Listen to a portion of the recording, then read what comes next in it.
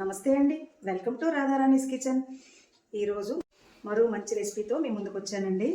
ఏడాది పాటు నిలవ ఉండే ఉసిరికాయ నిలవ పచ్చడి అండి. వేడి వేడి అన్నంలో కాస్త పచ్చడి వేసుకుని కొద్దిగా నెయ్యి వేసుకుని కలుపుకొని తిన్నామంటే టేస్ట్ మామూలుగా ఉండదండి. చూసారా ఎంత చక్కగా వచ్చిందో. ఈ కొలతలతో తయారు చేసుకున్నట్లయితే ఫస్ట్ టైం తయారు చేసుకున్న వారు కూడా చక్కగా తయారు చేసుకోగలుగుతారు. ఈ తయారీ విధానం మీకు తెలియాలంటే వీడియోని ఎక్కడా స్కిప్ చేయకుండా చివరి వరకు చూడండి. ఉసిరికాయ నిల్వ పచ్చడి తయారీ కోసం కావాల్సిన పదార్థాలండి ఇవన్నీ. నేను 2 కిలోల ఉసిరికాయలు తీసుకున్నానండి. 2 కిలోల ఉసిరికాయలకి 10 నిమ్మకాయలు, 1/4 కిలో చింతపండు, 5 వెల్లుల్లి, ఉప్పు 1/4 కిలో, కారం 1/4 కిలో, కిలో ఆయిల్ వేసుకోవాలండి. ముందుగా చింతపండులో వాటర్ వేసుకుని నానబెట్టుకోవాలి. చింతపండు చక్కగా కలిపి గుజ్జుగా తయారు చేసుకోవాలి. చింతపండుని మెత్తగా కలిపి ఉడికించుకోవాలండి. ఇలా ఉడుకుతుంది కదండి, స్టవ్ ఆఫ్ చేసుకుంటున్నాను. ఇలా ఉడికించుకోవడం వల్ల గుజ్జు మనకి తొందరగా వచ్చేస్తుంది.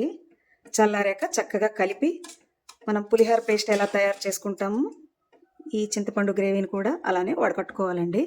చింతపండు చల్లారిందండి. ఈ విధంగా మెత్తగా కలుపుకుంటూ వడకట్టుకోవాలండి. ఇలా మెత్తగా కలుపుకున్న చింతపండు గుజ్జుని ఇలా వడకట్టుకుందాం. ఉడికించి వడకట్టుకోవడం వల్ల తొందరగా గుజ్జు అనేది చక్కగా వచ్చేస్తుందండి. ఈ విధంగా వడకట్టుకున్నామండి. మనం ముందుగా వడకట్టుకున్న చింతపండు జ్యూస్ని ఇలా దగ్గరగా కలుపుకుంటూ పులిహోరకి ఏ విధంగా ఉడికించుకోవాలో అలానే దగ్గరగా ఉడికించుకోవాలండి. కలుపుకుంటూ ఈ విధంగా ఉడికాక స్టవ్ ఆఫ్ చేసుకుంటున్నానండి. వెల్లుల్లి ఈ విధంగా ఉంచుకొని వేసుకోవాలండి. పై పొట్టు ఒలవాల్సిన అవసరం లేదు. ఇలా రెక్కలుగా విడదీసుకున్నాం కదండి. వెల్లుల్లిని మిక్సీ చేసుకుందాం. వాటర్ వేసుకోకుండానే మిక్సీ చేయాలి. వెల్లుల్లి ఈ విధంగా మిక్సీ చేసుకున్నామండి. 2 కిలోల ఉసిరికాయలకి 1/4 కిలో గడ్డుప్పు వేసుకోవాలండి. ఈ ఉప్పుని మిక్సీ చేసుకుందాం. 2 కిలోల ఉసిరికాయలకి 4 స్పూన్ల మెంతులు వేసుకోవాలండి.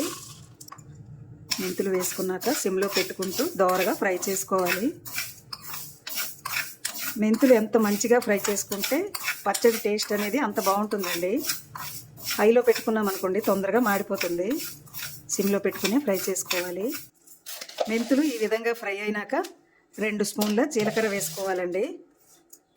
జీలకర్ర వేసుకొని ఫ్రై చేసుకోవాలి. ఫ్రై అయిపోయండి, దించేసుకుంటున్నాను. ఉసిరికాయలు ఫ్రై చేయడం కోసం ఆయిల్ వేసుకుందామండి. ఆయిల్ వేడెక్కిందండి. ఉసిరికాయలను వేసుకుంటున్నాను. 2 కిలోల ఉసిరికాయలకి 1 కిలో ఆయిల్ వేసుకోవాలండి. ఈ పచ్చడికి వేరుశనగ నూనె వేసుకుంటే టేస్ట్ చాలా బాగుంటుందండి. ఉసిరికాయలు వేసుకున్నాక ఇలా కలుపుకుంటూ ఫ్రై చేసుకోవాలండి. మనం చిన్న కళాయి పెట్టుకున్నాం అనుకోండి 3-4 సార్లు అన్నా తక్కువగా అన్నా ఫ్రై చేసుకోవచ్చు. మనకి ఇప్పుడు 1 కిలో ఉసిరికాయలు పట్టేయండి. ఇంకొకసారి వేయించుకుంటే సరిపోతుంది. 1 కిలో ఒకసారి, 1 కిలో ఒకసారి ఇలా కలుపుకుంటూ ఫ్రై చేసుకోవడమేనండి. ఉసిరికాయలు ఫ్రై అయిపోయాయండి.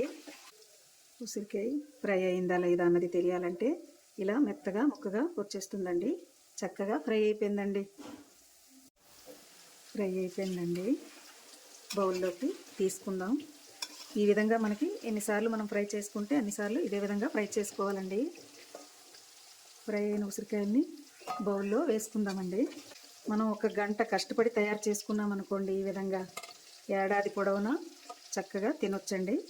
హెల్త్ పరంగా చాలా మంచిది కదా ఉసిరికాయ పచ్చడి. ఉసిరికాయ పచ్చడి అయినా ఉసిరికాయలైనా హెల్త్ పరంగా చాలా మంచిది కదండి.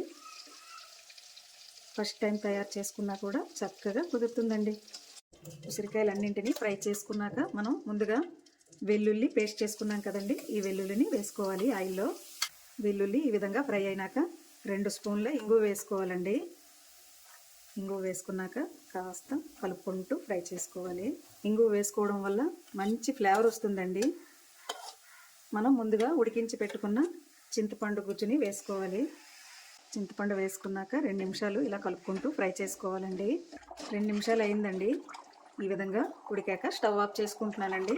ఉసిరికాయలు ఈ ఆయిల్ అన్నీ చల్లారినాక చక్కగా కలుపుకోవచ్చండి.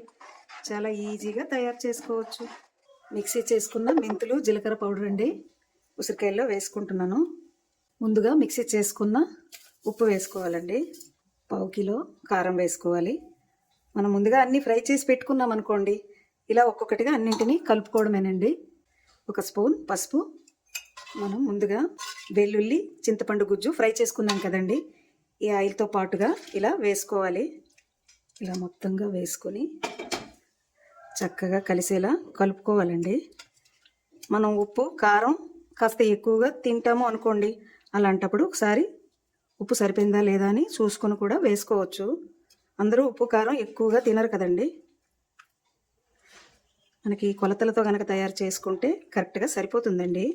ఉప్పు చెక్ చేసుకున్నాం అనుకోండి, సరిపోకపోతే కాస్త వేసుకోవచ్చు. ఇలా అంతా కలిసేలా చక్కగా కలుపుకోవడమేనండి. ఇలా మొత్తం చక్కగా కలిసిపోయిందండి.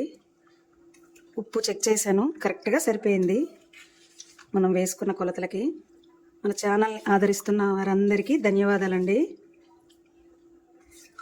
ఉసిరికాయ ఆల్రెడీ పులుపు ఉంటుంది కదా, మరి చింతపండు నిమ్మకాయలు ఎందుకు వేసుకుంటున్నారు అని మీకు డౌట్ వస్తుంది. చింతపండు నిమ్మకాయలు వేసుకోవడం వల్ల ఉసిరికాయ చిన్న ఒగరు ఉంటుందండి, ఆ ఒగరు పోయి ఈ పులుపుకి పచ్చడి అనేది మంచి రుచి వస్తుందండి. మొత్తం కలిసిపోయింది కదా, ఇప్పుడు నిమ్మకాయలన్నింటినీ కట్ చేసుకొని ఇలా అన్నింటినీ వేసుకోవడమేనండి. ఒక్కొక్కటిగా తయారైపోయిందండి ఎంతో రుచికరమైన ఉసిరికాయ నిల్వ పచ్చడి. మీకు గనక ఈ వీడియో నచ్చినట్లయితే లైక్ చేయండి, షేర్ చేయండి, మా ఛానల్కి సపోర్ట్ చేయండి. Thanks for watching.